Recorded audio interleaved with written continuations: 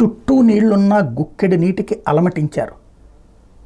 చేతిలో డబ్బులు ఉన్నాయి, బ్యాంక్ అకౌంట్లో డబ్బులు ఉన్నాయి, ఏ యూపీఐ ట్రాన్సాక్షన్ పనిచేయదు, ఎక్కడికి డబ్బులు ఇవ్వాలో తెలియదు, ఎవరికి ఇవ్వాలో తెలియదు, కనీసం ఇంట్లో తినటానికి దిక్కు లేనటువంటి పరిస్థితి.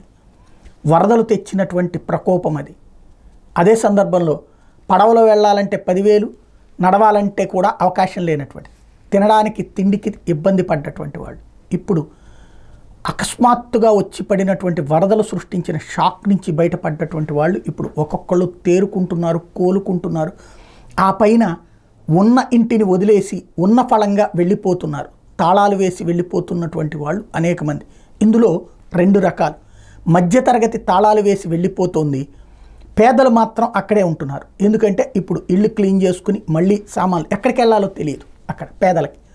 అదే సమయంలో మధ్యతరగతికి బంధువులు ఎక్కడో ఒక చోట ఉంటారు. ప్లస్ ఇప్పుడు ఇళ్ళు క్లీన్ చేసుకుని, గోడలు బాగు చేసుకుని, కరెంటులు సెట్ చేసుకుని, సామాన్లు సెట్ చేసుకోవాలంటే ఖర్చు అవుతుంది. అంత ఖర్చు ఇప్పుడు ఈ టైంలో కావాలంటే అప్పులు చేయాల్సిందే. ప్రభుత్వాలు ఏం సాయం చేస్తాయి, మ్యాక్సిమం ఎంత ఇస్తారో కూడా ఇంకా తేలలేదు. అది పప్పులు ఉప్పులు ఇస్తారు, అది మధ్యతరగతికి సంబంధించినటువంటి అంశం కాదు.